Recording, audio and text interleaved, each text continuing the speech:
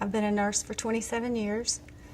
I grew up in Hueytown and married a hometown guy. And I've been married for, 26 years. I grew up and I knew that living in Pleasant Grove, Hueytown area was Tornado Alley, coming from Tuscaloosa straight up 59 all my life. I never knew that I would be involved in one. It had never happened until April 27th. I was off that day. And I'm a weather watcher, so I had been watching for a few days, that we could get some really bad weather. And I had been talking back and forth to my mother, who was in Pleasant Grove. I live in Trussville now, and both of my sons who were in Tuscaloosa. And I was a little nervous that day. I had been before, when we would have tornado warnings and tornado predictions, but something about that day just felt really different to me. And I had been glued to the TV most of the day and worrying about my sons first because I knew that it was headed towards them. And they like to joke, and they like to sometimes not take me seriously or make me think that they don't. And I had been texting them, and luckily they would text me back, but they would just kind of blow me off. Oh, Mom, we're going to do something else. And then when it started getting really close, they could tell, I guess, in my text that I was getting really, really nervous, and they still blew me off. And then one of my sons sent me a text and said, I'm watching the tornado. And I thought he was kidding me, but I ran and looked on TV, and it was on McFarland Boulevard. And they are not far from that. They live not far off of Jack Warner Parkway. So that ramped up my feelings considerably. And I was telling them, they need to get somewhere safe, but they decided they wanted to watch it from their window. And so one of my sons videoed the tornado hitting over on McFarland. And at this point, I started getting very, very nervous, very frightened, because I knew the path it was taken. And I knew at that time that they were okay. They were both safe. And then I talked to my mother several times that day, because she's like me, she watches the weather.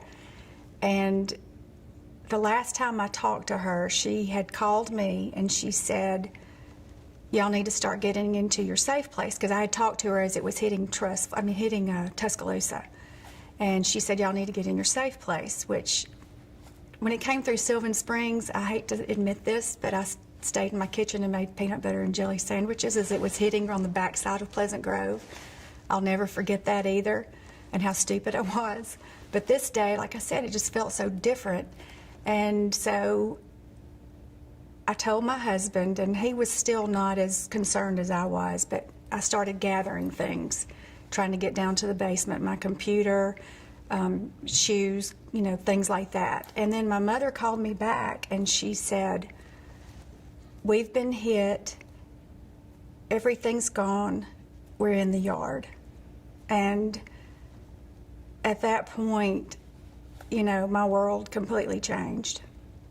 I was like 40 minutes away from her, and at that point I knew it was headed straight towards Trussville, and I didn't know what to do. I almost felt panicked, and that surprised me, because I always thought that I would be able to manage that a little bit better. But I guess when your parents are hit and you feel helpless, you can't do anything. But I did have a sister in Hoover, and I thought to call her. I told them that they had been hit, so they got in the car and they started driving. We were afraid because we knew it was headed towards us, but then we decided we would go a different way, and we left as the tornado was headed towards Trussville. We went down I-20 to get on 59 and missed it. But I think I talked to my mom one more time after that, and she had told me that my daddy wasn't moving and he hadn't said anything, and I could hear her trying to get his attention or trying to say something. That luckily when they fell, they were laying face to face, and his motorized scooter that he had to use to get around was laying on top of him, and she had her leg stuck up under a board. But that was the last time I talked to him. and I didn't know if he was okay or not.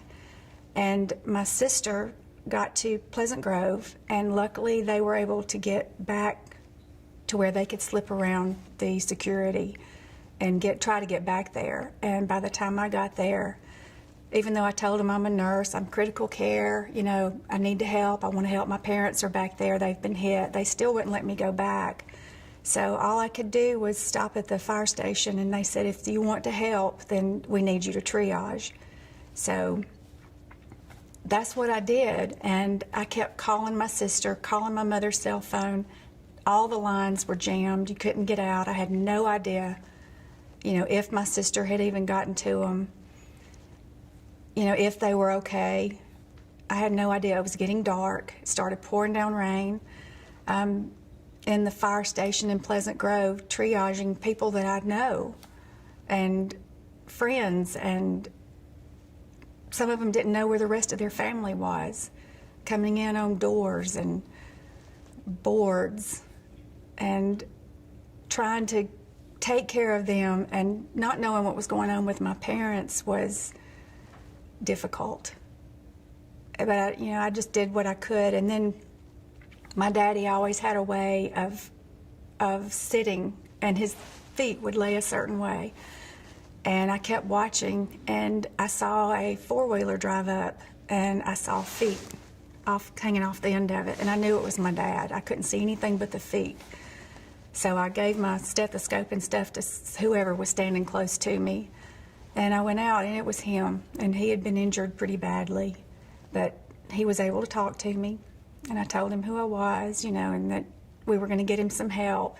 He had an obvious severe fracture on his right arm, and you know, a lot of blood. And my dad was oxygen dependent, and he didn't have any oxygen, and he had not had it since the tornado hit.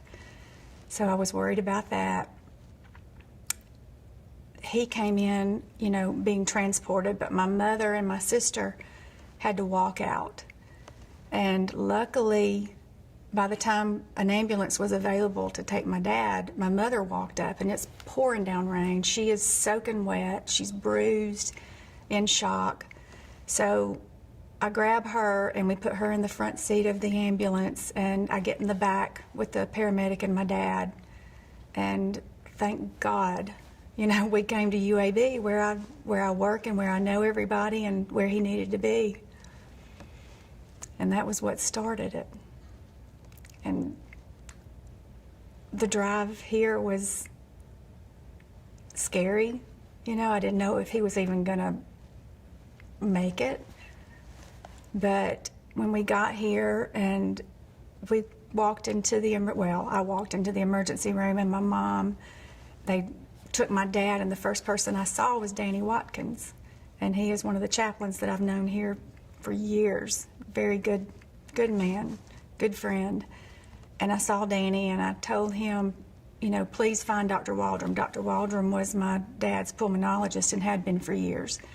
And I said, please let him know that he's here. So he did, and they took my dad to the trauma room and put my mother in another room. So I was trying to, you know, take care of whatever they needed with him and take care of whatever we needed to do with my mother.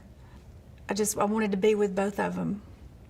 And my dad went to the trauma room, so I knew that he was in good hands, but I still wanted to see him, you know, and make sure that he was okay. And my mother she was okay. You know, she was in shock, she was banged up, she was soaking wet, and I wanted to be with her too. It was very emotional, but you know, I have a lot of friends here that I know, and some of them would come from the trauma room and try to keep me updated and to tell me that they needed to take my daddy to surgery. They had to fix his arm, and kind of told me a little bit about the injuries that he had. He had actually degloved that same arm. And, you know, and I had to sign all these permits for this stuff. My mother wasn't able to. And it was just overwhelming. It would be bad enough had it been just one of them, but to have both of them there, and that they had lost everything, I just felt very protective and responsible, and I wanted to make sure that they got the best that they could, and I think that they did. I'm glad that I saw Danny as the first person. That helped. When we got here, the emergency department was surprisingly very well controlled. I expected chaos, and as coming in the way I did, it didn't appear that way. It appeared that everyone was doing everything they could to see everyone that was there, to keep everyone calm, and it seemed very well controlled, and that was impressive to me. I didn't feel controlled at all, and I was glad that they appeared to me, that everybody knew exactly what to do, exactly what we needed, and what resources that we needed at that time. You know, just counseling for one thing, dry clothes for my mother. You know, they just seemed to anticipate what we needed, and it happened. I'll never forget that day. It was burned in my memory forever. It doesn't seem like it's been almost a year. I think the scariest moment of that day, what sticks in my mind and I play in my mind over and over and over again, is the phone call from my mother. We've been hit, everything's gone, we're in the yard. And I don't know, if your dad's alive, basically. But that was terrifying. And I felt so helpless. The best part of that day,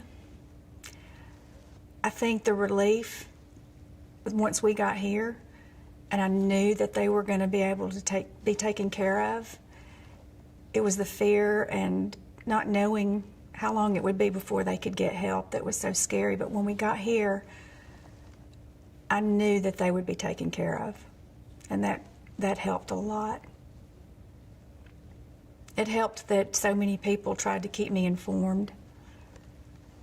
They seemed to empathize and tried to help me as much as they did my parents.